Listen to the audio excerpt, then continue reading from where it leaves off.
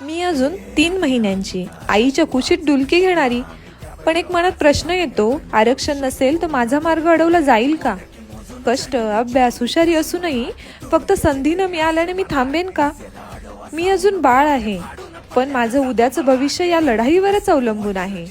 आरक्षण हे माझं कवच आहे, आरक्षण हे माझं शस्त्र आहे, ज्यानं माझं स्वप्न सत्यात उतरणार आहे. म्हणून जरांगे साहेबांना आमची एकच विनंती, या लढ्यात आहोत आम्ही सोबत तुमच्या, या लढ्यात आहोत आम्ही सोबत तुमच्या, कारण हा लढा आहे भविष्याचा आमच्या.